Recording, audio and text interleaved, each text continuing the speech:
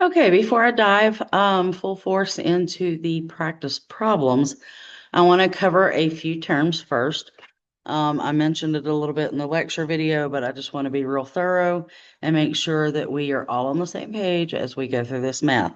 Because if we don't have the same understanding on certain terms, it could cause some confusion. So, a few things I want to be clear about before we begin actually working practice problems is first the dose. The dose is the amount of medication to be administered at one single time. So in the lecture video, I used the example that I was taking a Moxil 500 milligram capsule. Let's say I'm taking one pill 3 times a day. The one pill would be the dose because that is the amount of medication that would be taken at one single time.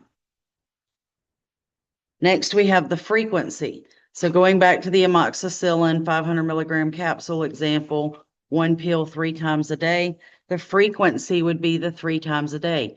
That is how often the dose is taken.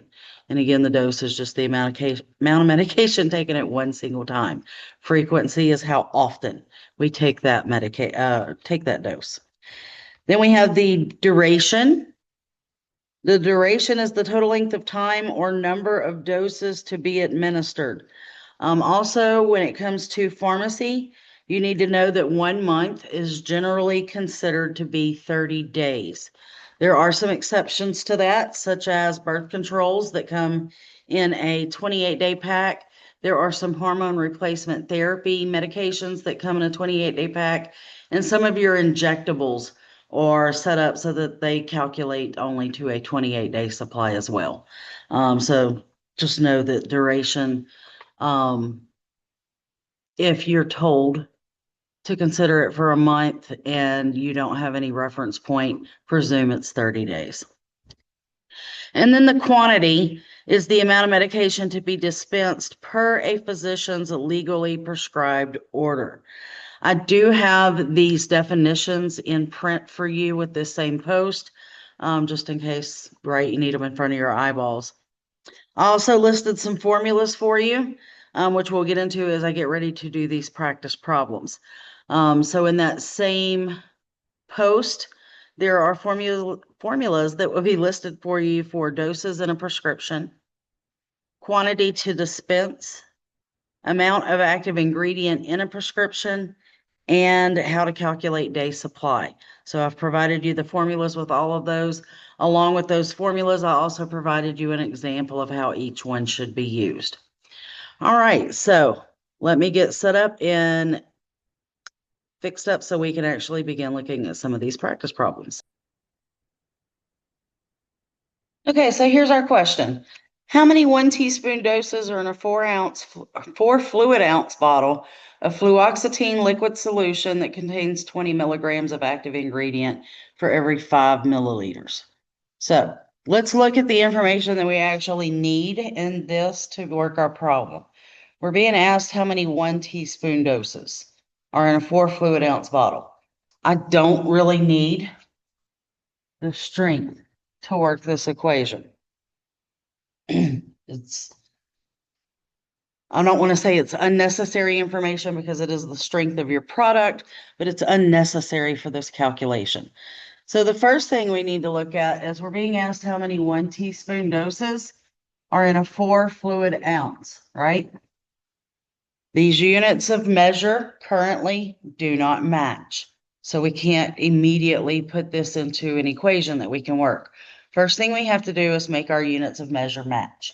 And it's going to be easiest to leave your doses alone and change your fluid ounces into milliliters, right? So we're going to start there. So if you can't immediately readily remember how many 4 fluid ounces, how many milliliters that is, we can calculate it out. But you need to know that for every 1 ounce, we have 30 milliliters. So we're not getting away from those conversions that you need to know. They still kind of stick with you. So we're going to set this as a ratio proportion, right? We have the 4 fluid ounces. That's the same as that's fluid as well. So we have the 4 fluid ounces, and we're looking for how many milliliters that is, again, for those that don't see it right off the bat. So we will cross multiply.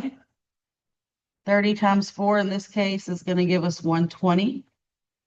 And when we cross multiply the other direction, we're going to get 1x, which is just simply x. So I need,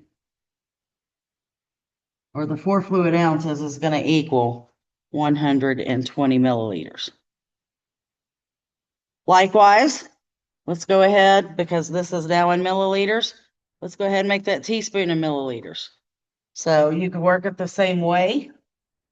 However, since it's just the 1 teaspoon, if you remember how many milliliters are in a teaspoon, you don't have to actually do the equation, right? Because it would start out simply like this. So if you do not recall,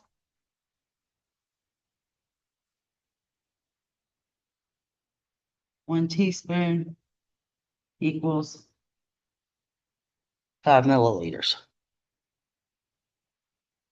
So like I said, these conversions, they're not going away. So now that we have both our dose and our total quantity listed in milliliters, now we can set up an equation that we can work.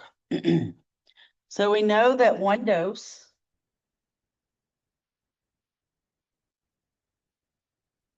is 5 milliliters, right? Because we just established that each teaspoon is going to be 5 milliliters.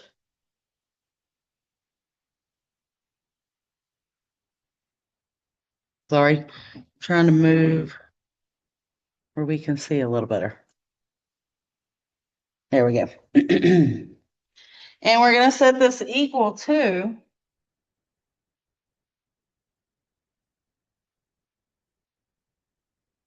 we're looking for the number of doses contained in the 120 ml. Right? So now I have an equation that I can work. And I'm going to cross multiply. 1 times 120 gives me 120. And if I cross multiply the other direction, I'm going to get 5 times x, which will give me 5x. So that means that eventually that 120 needs to be divided by 5. So how many times does 5 go into 120? Goes in there 24 times.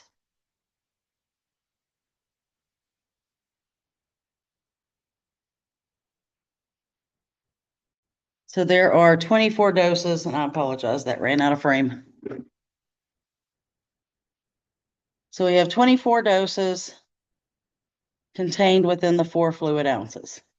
I'll give you just a minute to make sure you get what you need off of that information.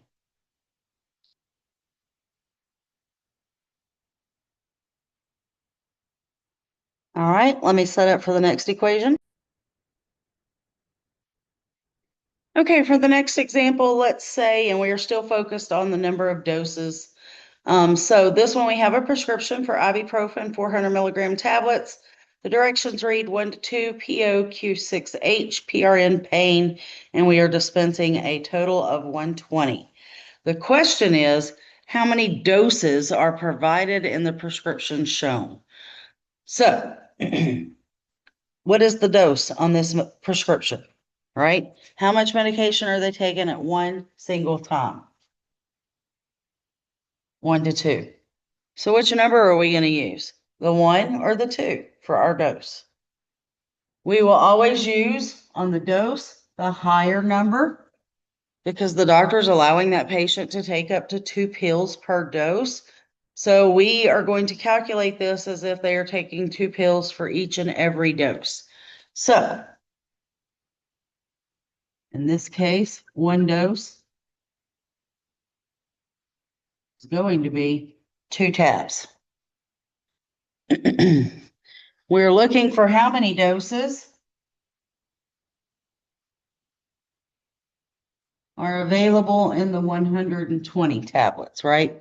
Some of us can look at this and read the equation, and you might already have the answer, and that's great. But if you're not one of those people that can't look at it and do it that way, we can go ahead and cross multiply this. 1 times 120 is 120.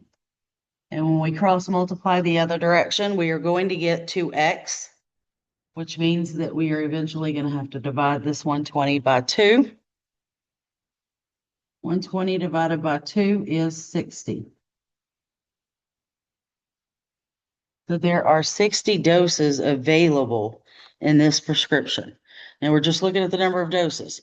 We're not looking at how long it's supposed to last or anything like that. There are 60 doses available the way that this prescription has been ordered. Okay, so the next example that I have for you, we have a script for Lipitor, 10 milligram, 1 POQD, number 60. And the question is, how many doses are provided in the RX? So what is the dose in this example? 1, right? They're only taking 1 pill at a single time. And so we have 1 dose contains 1 tab. And we can set that equal to the number of doses we're looking for out of the 60 tabs. Again, some of us can look at this or read this and already know the answer. If you're not one of those people, it's okay. We can mathematically work this out. 1 times 60 is going to give us 60. And if we cross multiply the other direction, we're going to get 1x, which is just simply x. So because the patient's only taking 1 tablet per dose, and there are 60 tablets, we have 60 doses in this order.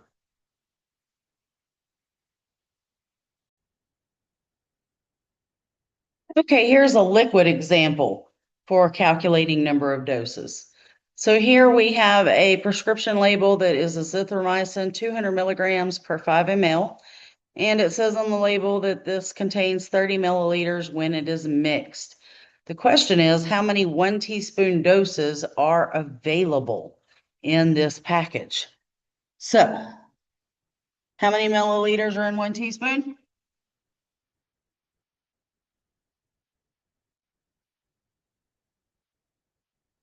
5 milliliters, right? So we know that each dose is going to contain 5 milliliters.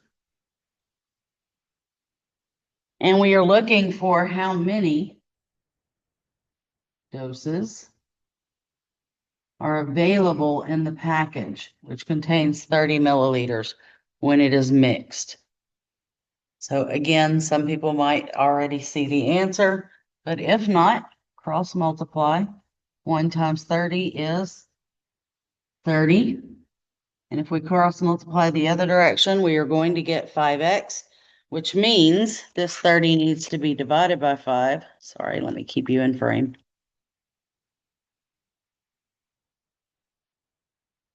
How many times does 5 go into 30?